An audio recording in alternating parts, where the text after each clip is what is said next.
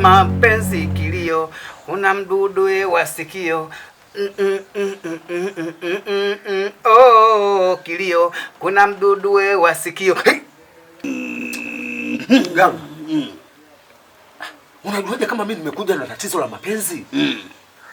Yaani hilo ndio tatizo kubwa linalonisumbua mimi mpaka nimekuja kwako wewe, kwa sababu sasa hivi zaidi ya mwaka wa 5 sije kukutana na mwanamke wowote. Kilio cha watoto wengi, kilio cha vijana wengi ni mapenzi, ni kweli.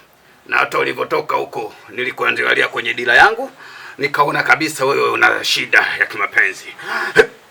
Elezea umo.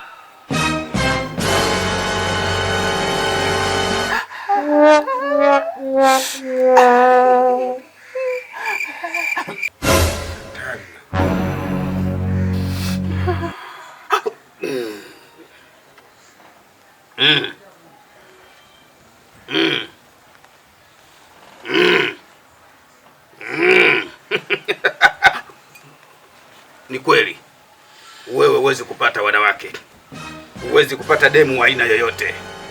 Nyota imefifia, sura huna, pesa huna. Kila nikikuangalia hapa mwanamke anapata vitu viwili, anataka vitu viwili. Ukikosa sura uwe na hela, na ukiwa na hela hata kama sura ikiwa mbaya vipi utapendwa. Sasa wewe vyote una. Sasa mganga, kuonamisha kwamba mimi siwezi kupata mwanamke. Ndio. Mwanamke tu siwezi kupata. Naweza vingine vyote nikavipata, lakini sio mwanamke. Sio mwanamke. Mwanamke siwezi kupata. Kutokana na sura yako. Kutokana na sura yangu. Na hela una. Nyota imefifia. Okay, sawa. Sasa mganga, hapo nadhani wewe unavyonishauri plan B tunafanyaje? Maana mimi nimekuja kwako uweze kunisaidia. Ukiona jini mkata kakata, hilo swala limemshinda yeye. Ngomu, hakuna plan B hapa. Sasa sikiliza mganga.